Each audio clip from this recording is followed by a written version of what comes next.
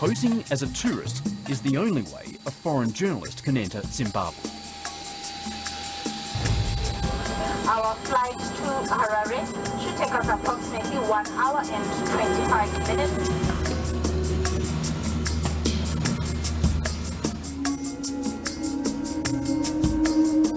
If I get caught, I'll be arrested and deported. But for Zimbabwe's opposition supporters, it's far worse. Dozens of activists have been killed by government security forces since the March election.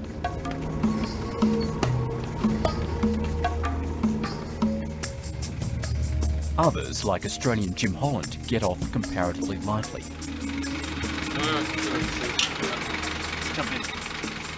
I pick him up from a safe house in Harare. The day before, he's been arrested and interrogated for several hours.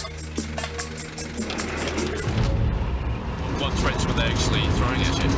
We will kill you. Why? We will kill you if you keep supporting the MDC by allowing their people to stay at your house. Lots of shouting and lots of haranguing about foreign interference. We have really got you now. You are really in trouble. You are going to really suffer as you have never suffered before because of this. Now we can see what you are doing. And it went on like this.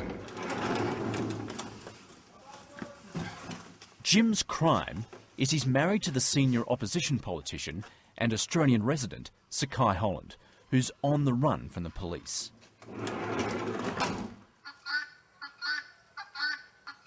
He's hoping to meet her here at this secret location, another safe house the authorities don't know about. To call this an election now is a joke. It's a war. It's a war by Mugabe against his people. Yes, I know. Yeah. Sekai Holland arrives later in the day. Scallywags. Yes, go through. Have you been to the house? No. Have you spoken to anyone there? Yes, I have. Are they okay? Everybody's okay. And the BBC broke the story. The 65-year-old grandmother is a key figure in the opposition Movement for Democratic Change, the MDC. But it's been impossible for Sekai Holland to campaign in the lead-up to the runoff election. He'd like you and me at a meeting in Msasa. I'm not coming, Jim is. Yes, so Jim will be there, Jim will be there. Now ring Mbanga and say to him, where are we meeting? Because Jim is coming, he'll support you, yeah. But that's not our problem. She's decided not to attend a meeting for fear of arrest and torture. But if they picked you up, what would they do to you? Oh, they'd torture me, of course. They would torture me. That's what they want to do now, probably kill me.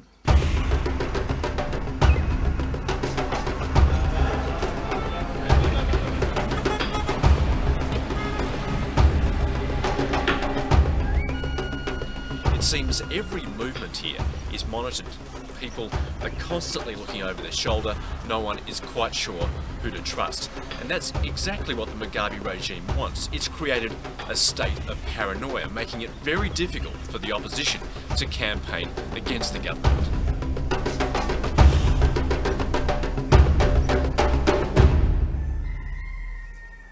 They only spend 2 nights per place. Anything more than 2 nights, I think the people watching may start to suspect.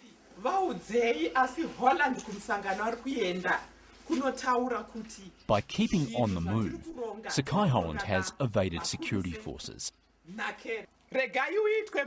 Unlike the party's leader Morgan Tsvangirai, who's been arrested many times over the past few weeks.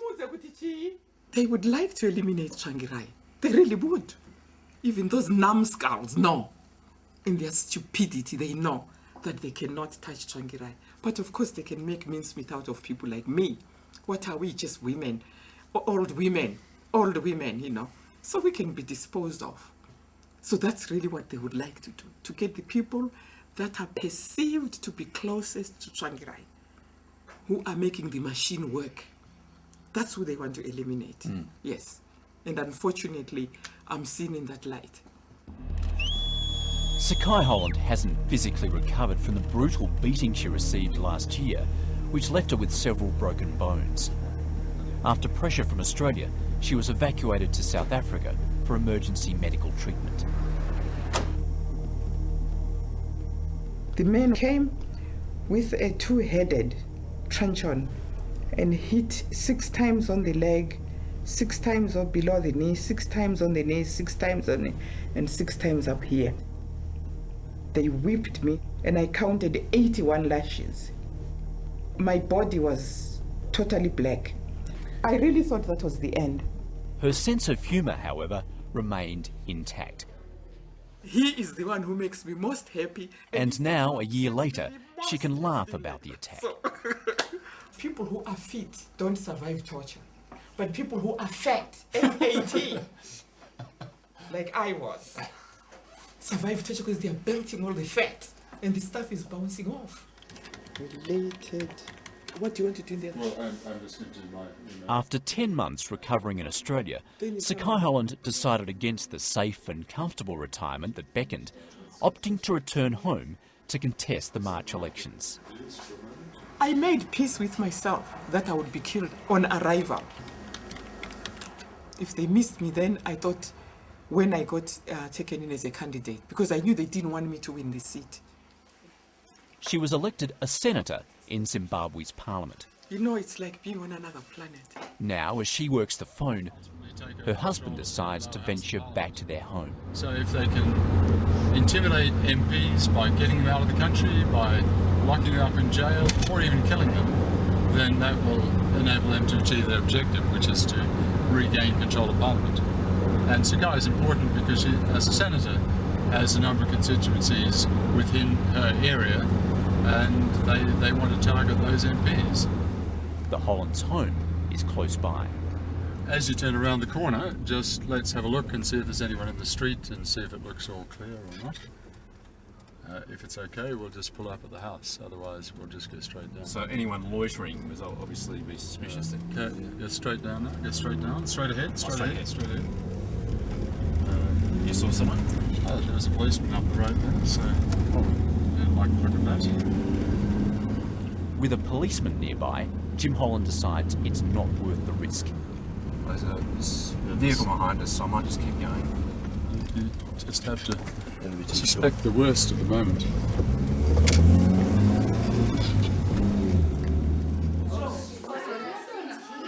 We drive instead to a refuge the Hollands have set up for victims of the turmoil.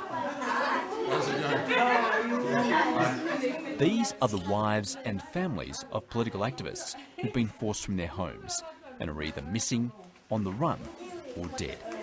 This is just the lounge of a small house, and here we currently are having 70 women and children who are refugees from this political violence. It's obviously far from ideal accommodation. There is no food, there is no vegetables, there is no meat, there is no everything. Hasn't it come in today? No. Many of the women sheltering here say they fled violent supporters of the president and his party, ZANU-PF. So Patricia, what happened to you? Victimized ZANU-PF. Saka zvadaro ndakazogona kuti ndirambe ndiri kumba nema-injuries andandichinzwa ndobva ndangoti aregai ndiite sendifambe ndide kune cheche. And how did you travel? On By foot. foot. How far? It's more than 200. More than 200 kilometers to Harare. You walked 200 kilometers. Yes, in 3 days. In 3 days. They were looking for her husband. Why? Her husband was an activist.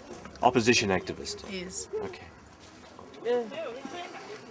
We've just got word that the Mugabe regime has banned all food aid distribution, and that's really going to impact the women and children at this centre.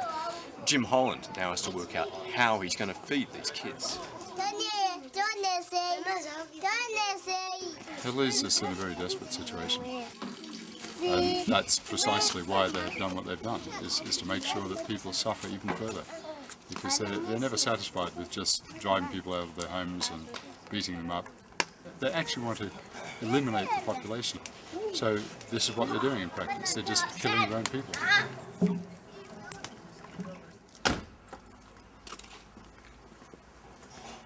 Back on the road, Jim decides to try his home again.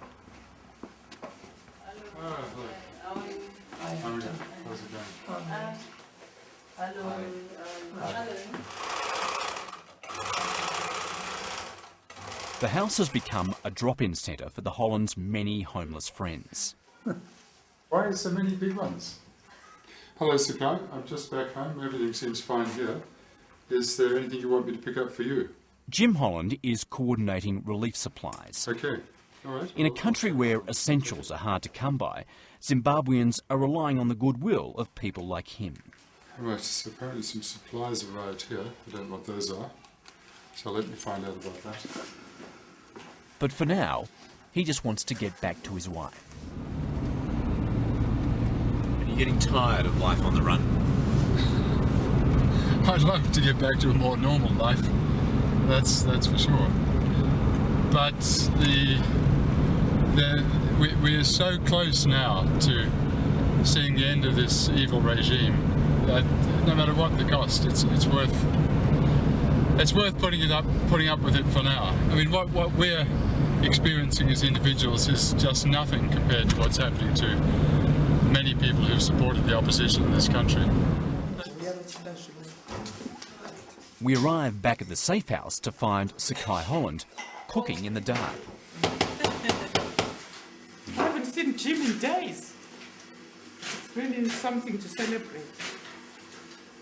You know, just being alive today and seeing Jim, that's a big celebration.